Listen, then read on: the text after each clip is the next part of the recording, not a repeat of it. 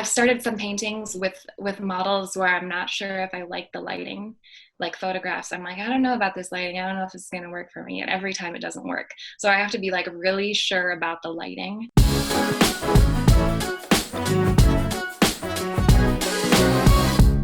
Well, Sophia, welcome to our Zoom group, and we're so excited to have you. You're already kind of part of the family as someone we've met already at IPSO shows and close friend of Michael Helland, and so we're just really excited to have you in our group discussion today. Oh, thank you so much. I'm so happy you guys asked me to be here. It's great. Yeah. Well, Melissa and I spent some time reviewing your website and talking about your work. We had a long conversation last night over the phone and kind of put together a little PowerPoint that we're going to just briefly pull up images and then put the screen back on, the three of us, during dialogue. But I thought the first thing we could do is just kind of ask you a little bit about yourself as an artist in South Dakota. Kind of coincidentally in South Dakota right now, and kind of your upbringing and how you got involved in art. Yeah, absolutely. So I'm actually in New Ulm right now in Minnesota, and so I grew up in New Ulm in a farm out here, and I went to high school out here, and then I went to undergrad at Bethany Lutheran College in Mankato, and that's kind of where I started painting for the first time. And so I got my art degree there. And then right after I graduated from college, I moved out to New York. And so I'm in a graduate program right now at the New York Academy of Art. And once again, I'm back in Minnesota now because of just the state of things in New York and everywhere. But yeah. Well, welcome back. Thank you. Yeah. Well, Melissa and I go way back as friends who, when I was in graduate school, traveled to school together in a car for an hour, talked a lot about art. Melissa became my model when I was working very figuratively, and I photographed her extensively, worked on her as a figure and as a subject, and was able to, she was like probably one of my best models I've ever had, and still just a terrific example of a model. It took orders for a while. But I remember having, discussions with Melissa back then and even recently about the use of figures in painting. And of the artists we're interviewing this work, yours is for sure, completely embedded in figurative analysis and kind of looking at the figure as your primary subject matter. How did you end up there? Where did you find yourself and why drawn to the figure, and what is it about the figure that is so compelling to you? Yeah, that's a great question. So I think part of the reason I draw the figure is because those are the images that I'm most drawn to. Like if I go to a museum, I want to look at the figurative work. And that's not to say I don't find inspiration in many other different kinds of work, in landscape and different kinds of photography, in abstraction. But I think since I'm drawn toward the figure, it seemed natural for me then to continue painting the figure. That's what I've just always been passionate about, drawing and painting and looking into. And now in like my continuing studies, something that really fascinates me about the figure is its anatomy. I think there's a movement and I can, there's just so many different things to study, like texture and expression, and people's faces change from person to person. I don't think I'll ever get tired of it. It's like unending for me, and I can get completely lost in it, because every person is so different that like, I don't know, there's just so much to explore in each person that I paint. So yeah. I want to talk a little bit about that, and Melissa, you jump in anytime, but I'm going to share my screen here and pull up just a little PowerPoint that we have of your imagery, and then our viewers will kind of be able to see that. The first one we're looking at here, I'm actually going to go back to the fuller, is actually an incomplete work, right? And this one is called Veil. And I just want you to take us through what you were thinking as you landed on this as an image that you wanted to paint. Yeah, absolutely. So it kind of started out with me thinking, it's funny, I don't usually start like this, but it started with me thinking I wanted to paint on a long, thin canvas. And I was thinking about, like, I really enjoy painting cloth with figures. It kind of gives me like something I can jump back and forth with. So I was thinking I want to paint on this long, thin canvas, and I want to paint cloth. And I had this idea of like being surrounded by it. Like if it was like, there's like a veil on every wall, you know, there's like, you're in like kind of a cocoon, and then there are people in that. And this is like the first image, and it is unfinished. It's in Tribeca right now in New York in my studio. And then on top of that, I really wanted to paint this model. Her name is Lauren, and she's actually not a model, she's a classmate. She's a really wonderful person, and before she came to school to be an artist, I don't remember how long she's been painting now and drawing, but she was an actress. So it seemed just like a natural transition to have her pose for a photograph for me. And she was great. She's, I don't know, she's very expressive. And yeah, that's kind of how that all came together. When you come to the moment where you're beginning to work with that model, and when you're kind of setting up what you want to do, how much of the idea do you already have in mind based on knowing that person or seeing that person or other things that you're trying to convey? And how much comes to you as you're actually doing that, going through the process? Yeah, I for sure, most of the time I have, sorry, I just put my computer. I have an idea before I go in, and I can say that almost every time it changes, because what I have in my head and what I can actually, because I photograph most people before I paint them. It's just, that works out the best for me. So what I have in my head and what I actually end up with are two totally different things. And I don't want to keep fighting it back into that original idea. Like, I think that would, that can sometimes like ruins like an image or like a setup for me. If I just keep being like stuck on that first idea, I lose things that are like happening in front of me in real time. And it changes from situation to situation. Like with this one of Lauren, with the veil, I had a pretty solid idea of what I wanted beforehand. And I was kind of just looking for the right light. And then I was kind of hoping that she would just, you know, take it from there. I can tell her how to sit. I can tell her where to move her hair. I can tell her what to wear. But a lot of it does rely on the model too, and how they do in front of the camera. What kind of new things came to you as you worked on Lauren on this veil piece? Do you remember? While I was photographing it or while I was painting it? While you were, well, either. Yeah. Yeah. While you were working with her in person, and then while you painted. I mean, what she, like the expression that she has, for me, that was something that I wasn't necessarily planning on. Like I said, she just is very natural.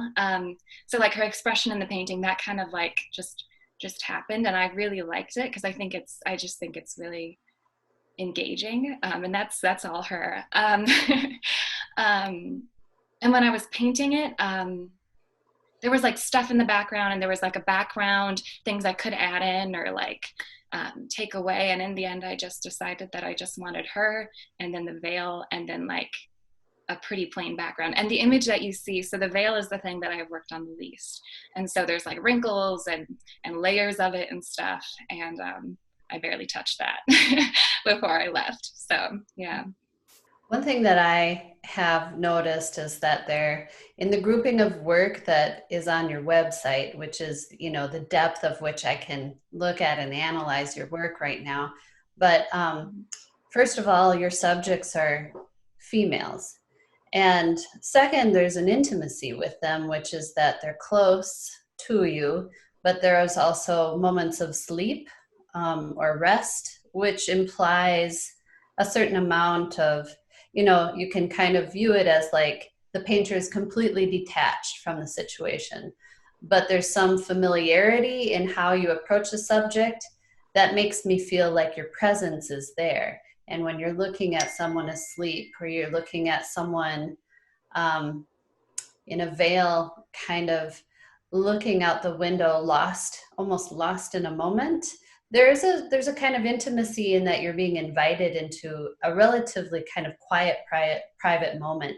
And that seems to kind of connect the dots in some of the pieces that I've looked at of yours. These are not, you know, action-packed scenes where people are, you know, mid-stride or necessarily, you know, yelling or expressing, you know, you don't sense that type of volume or movement, but they are very quiet and pensive and sometimes deep and dark and sometimes very light, like this last one. And there's that kind of, I would say, a consistency and then a little bit of a polarity with this one, which is very gauzy and light, but other ones that have these deep dark forms and sometimes also a figure emerging from that. Maybe I'll pull that up real quickly if you guys are okay with that.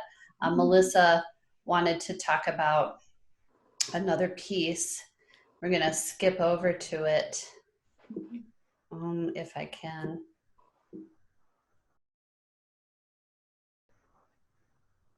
Not this one, right here.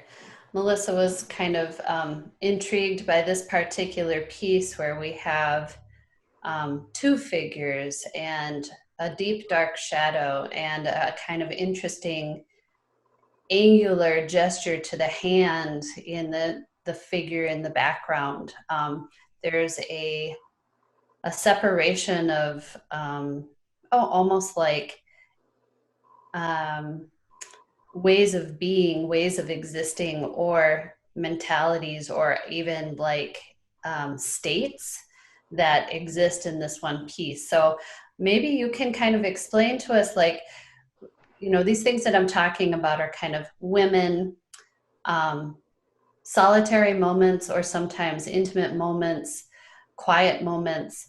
Are these types of topics that you're drawn to? And if so, why is that? Or what is the orchestration that's going on in this particular one, if you want to reference it in particular? Yeah, absolutely.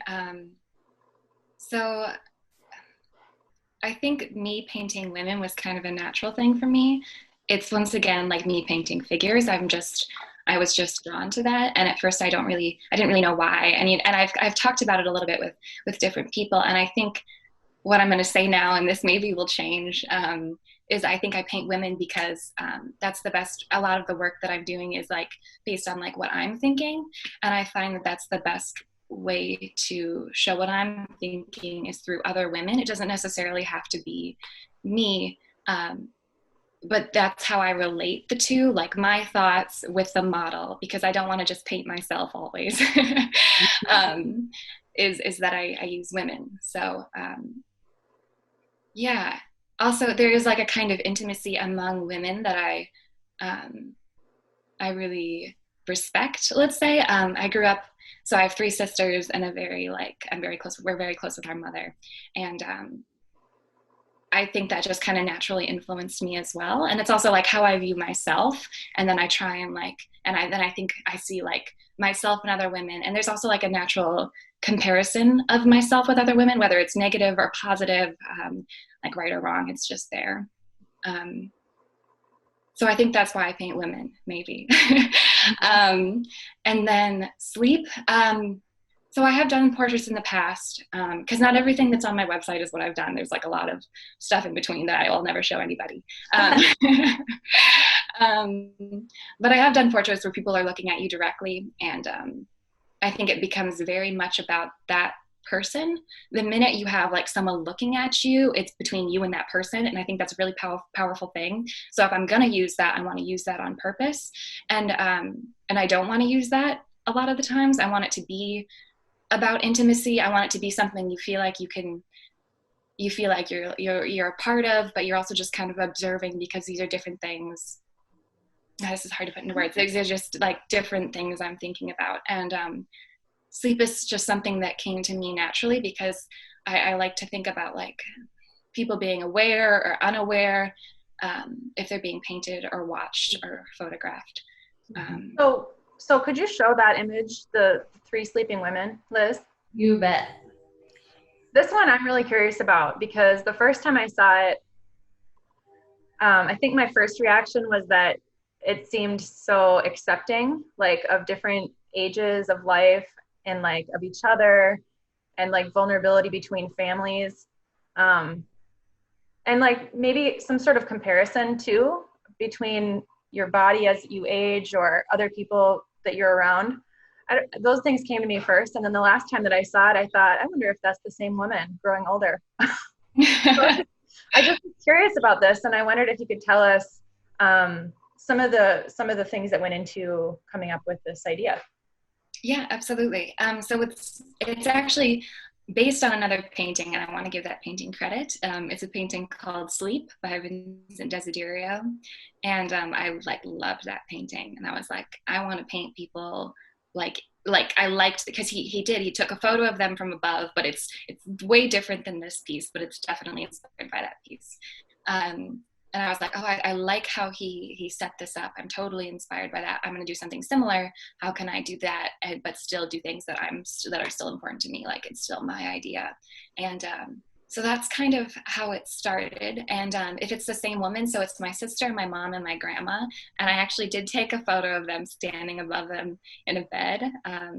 I think my family has gone through a lot as models for me, but they were very nice. And I had them, I kind of was like fighting against actually, like, because I have a hard time being like that directly inspired by other painters. Sometimes that's a hard thing for me, because I'm like, no, I want it to be my idea. And I think I just have to accept that, like, my ideas are always like influenced. So then we did like a whole bunch of photos, and then I came to that photo and I took the photo and I was like, yeah, okay, I do have to paint this one. And yeah, it's completely like what you said. I mean, they can be the same woman. That's okay with me. I don't really mind, but I see similarities in all of them. And it was about aging, even movement. But the thing is, their movement was kind of natural for them. Like in reality, how much they could move. My sister was like 15 when I took the photo, and then my mom, and then my grandma, they all have different levels of things they can do when they're posing for me. But yeah, that's what it's about. It is really about like aging and generations. Mm-hmm. And yeah. So is that one of when you talk about really enjoying painting women, or about using women to express something you're thinking about, mm-hmm. Is aging and his family, are those kind of some of the key things that you're trying to express? Yeah. Or that you're curious about right now? I think so. And I don't want to just paint family portraits. Like, that isn't something that I want to do. I want it to be like more than because you can paint a portrait of your mom, your sister, and your grandma, and it has a different meaning, and that's not what I'm going for. So I guess it is about family, but I wanted it to be more universal. And these are 3 portraits of people specifically in my family. And yeah, aging, I think it's just something I like.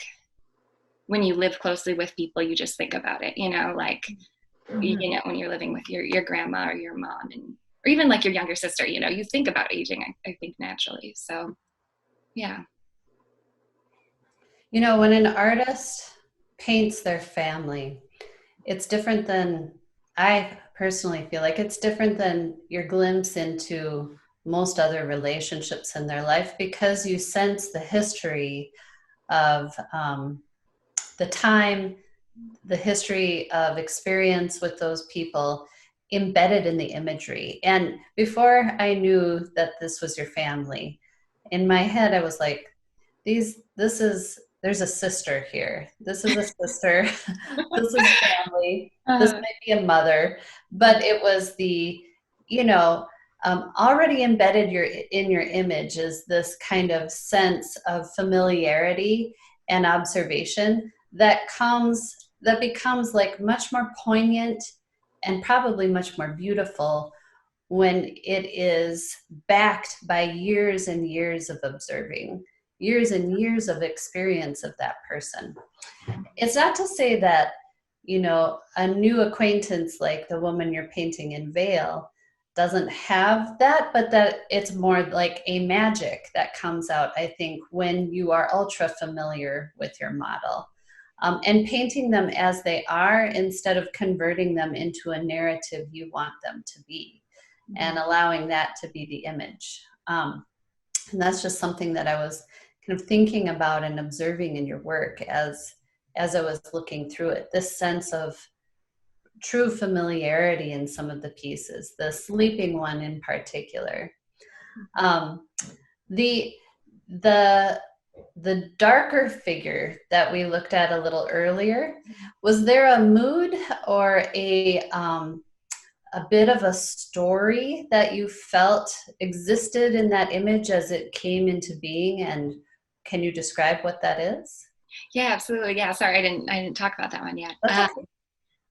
So yes, but the thing is, I was just talking about this piece with someone yesterday because it's in progress. The image you have, I just wanted to put that out there too. It's 75% done, maybe, or 80. I don't know. I think there is a narrative. And part of it was me just thinking about like the awareness versus unawareness, like being unaware. And using myself as a model, even if you can't tell if it's me, but like both of those figures are me, and that meant something to me, even though I don't think that's necessarily clear. Even like the light to me, where it's hitting, like that was really important to me. Like, where is this going to fall across the people, and what does that mean? Like, yeah, I don't know if there's like a specific narrative though. I think the thing about that piece though is it looks like there really is. And a lot of times when I'm setting up photos or paintings, I think about it kind of like a play or like a movie scene. I like to do that just because I like theater and I like movies and stuff. And so I think there is something there. I just can't put it exactly into words, I guess. Mm-hmm. Mm-hmm. The deeper, darker shadows is, in that image, make it a little bit more kind of severe in the drama and the light dark interplay that's going on in that one. And sometimes I feel like there's a mood to some of your work based on your observation of light, and light seems to play, I think, a really big role anytime you're capturing the figure, because it's how you truly exploit features or aspects of the figure. And maybe is there anything about light and your play with light and your interest in light that's playing a big role in your work as you develop it? Absolutely. Well, part of it that's technical, and part of that's like me just learning to go along. So I don't know how much of this work I have on my website, but I used to paint pretty much paintings with only black backgrounds, like heavy, dark black backgrounds. And it was like this really strong lighting, and I was inspired by Caravaggio a lot, especially in my undergrad years, like a ton. I was like, this is exactly how I want to paint. And I think I'm moving away from that. And I don't really know. I think I just like the drama of it. I thought it was really exciting, and it was something that, I don't know, I just wanted to paint like that. But like the more I do paintings, the more I think it's just me being exposed to different artists, mm-hmm. and me wanting to be more intentional. Like if I add that dark background, so in this new painting, I definitely wanted there to be a little bit of a different mood. Like I'm still curious about those dark backgrounds and what that means to the figure, and how that like different lighting has an effect. I've started some paintings with models where I'm not sure if I like the lighting, like photographs. I'm like, I don't know about this lighting. I don't know if it's going to work for me. And every time it doesn't work. So I have to be like really sure about the lighting. And that's what helps me just, in my opinion, make a more successful painting. Like I'm working on one right now that looks really flat to me, and I probably won't end up sharing it anywhere because it was just really even lighting. So yeah. One of the things that we're really focused on at Ipso Gallery and in Fresh Produce in general is the origin of ideas, and kind of being contemplative about where our ideas come from. Mm-hmm. Is there anything you can share with us about how your process works? Because we've seen that in coming home, figures aren't in your most recent works, and you're probably thinking about things differently because of where you are. You're in the here and now, and probably making the most of it at the moment. But how are you coming up with inspiration for your work, and where do your ideas come from? For sure. So I think they like 100% come from other people's ideas, and I just like they come from other artists. Like if I think that's like the biggest influence on me. Like whatever I do, like right now I'm really kind of obsessed with Andrew Wyeth, because when I got back to Minnesota, it was still like really like everything was like black and white and gray and like a little bit of like pink, you know? And so I saw that and I was like, oh, that kind of reminds me of Andrew Wyeth. And then I went and looked up his work, and now I've just been like, just like looking at his work all the time. So, I mean, that's also partially environment, right? So like when you're in New York, it's a totally different environment. But when I come back home, first of all, it's home. So that changes things. Like suddenly I'm not just like in a place, I'm like in a place with a whole bunch of memories for me. And also just the landscape is like, it's like a completely different, like 100% different. Yeah. So I think I can't help but be inspired by people around me, other artists for sure, and I want to be inspired by them because I think I have like so much to learn from them. Even my teachers, because I have like I'm still taking classes right now. They've brought in like artists for us to talk to, and like photographers and painters, and the minute I hear them talk, I'm like, oh, I got to go paint like that person now, just because they obviously know what they're doing. So I'm jumping around a lot. But it's exciting. Yeah, I don't know if that answered the question, but I think all artists are referencing art, the canon of art, you know, the history of art all the time in their work. And we'd be silly not to admit that we're constantly influenced by the people that we admire so much in the art world. I was wondering how you're doing without the colony of artists that you were spending time with in New York, and yeah, how you're doing without that influence and that inspiration, and why did that work well for you? Yeah, absolutely. I think competition is good for artists. Like for me especially, I like that, because if I'm by myself, it's harder to push yourself when you're by yourself. And I still try to, and I still see their work, but it's not the same as walking in. Our studios are super packed together. Like I share my studio with 2 other people. So we're constantly seeing people's work, and it's being talked about all the time. And so to lose that is really hard. I think that's been like the hardest thing about coming back, because when you're painting, you're by yourself. Even if you have like people in the studio next to you, you kind of like, I at least put on my headphones and I'm by myself. But then when I like take off my headphones and I look around me and it's just my work, it's hard to push myself as much. It's to stay as motivated. To have that. I really appreciate that. Yeah. Yeah. Mm-hmm. Can you tell me something that you've learned with, Liz mentioned that you used to travel to her MFA together. And so I had some experience with the studios there, and it is a place of a lot of energy and a lot of trading of your own momentum or giving feedback. But I wondered, do you have any advice or anything that you've learned that is really effective and helpful to giving advice or giving feedback on an idea? For giving a feedback. To your artist. Yeah. A lot of times right now I'm not giving feedback, I'm getting feedback. So I think if I can say something about that, because something I've learned with that is that it's so great to have other people come in and talk about your art and give you ideas and give you critiques. But I also realized how many different opinions there are. I knew that before I went there, but then I went there and I talked to like someone who thinks differently, like every day. And I mean, it's a figurative art school. So most of us are painting people. Like that's just kind of the general idea. But even within that, I'll have someone come in and be like, I don't like this at all. You should change this. And I have someone come in who's like, this is probably the best thing you've ever done. And I'm like, I don't know what to go with. And so in the end, I just kind of realized I have to take an advice, but I also really have to stick to what I want. So I have to stick to my ideas. I have to stick to what I want originally. And if I think it's right, I should listen to other people and their critique, but I still need to have an opinion. I need to have something I stick to. Otherwise, what am I doing? Like I'll get completely lost in advice and critiques. So yeah. I just love that. It's kind of fascinating to imagine, excuse me, like every work surrounding you in all of those packed studios, evaluating and utilizing the differently, and I'm sure radically differently at times. But I think that's kind of, you were talking about your draw to the figure right at the beginning of this, and we'll probably have to wrap up our interview pretty soon here.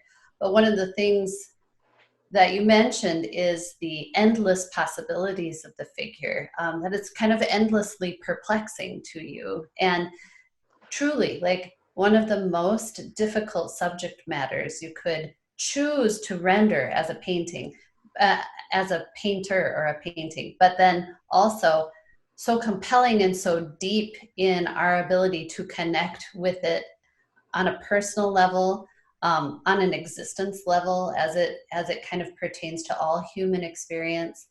And I think that is like, I love the idea of walking into a studio of like 20 figurative painters and finding the diversity in the single subject matter, Yeah. That's a really fascinating visual I've got in my head. It's been planted in my head now, so I feel like I need to go see it.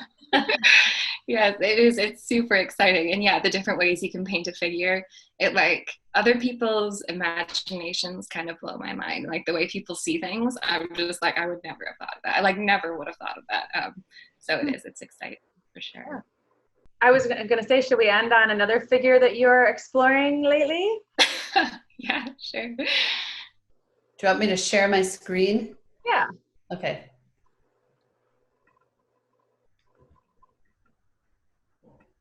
Is it this one? It's that one. Okay.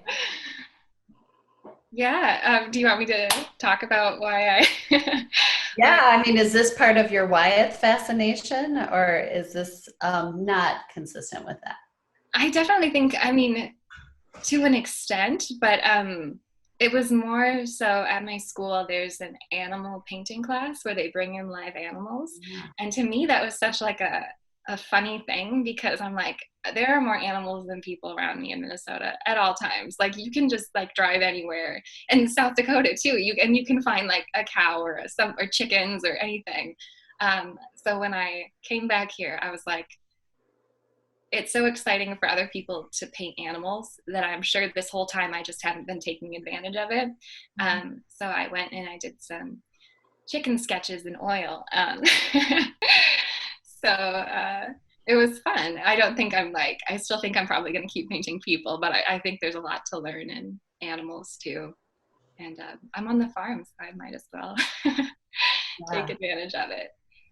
By the way, this is just an aside, but Wyeth is one of my favorite painters too. Yeah.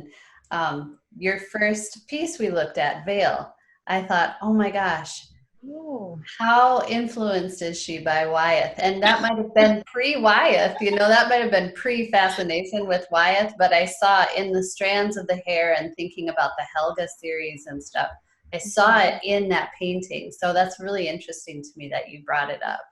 That's so interesting. It was pre-Wyeth, kind of. So, I mean, but he's great. Well, Sophia, it was so great to share in all this information with you and learn so much more about you as an artist, your process, your way of thinking, your ideas. Thanks for joining us on this video, and we look forward to seeing more of your work. Thank you so much, you guys. I appreciate it.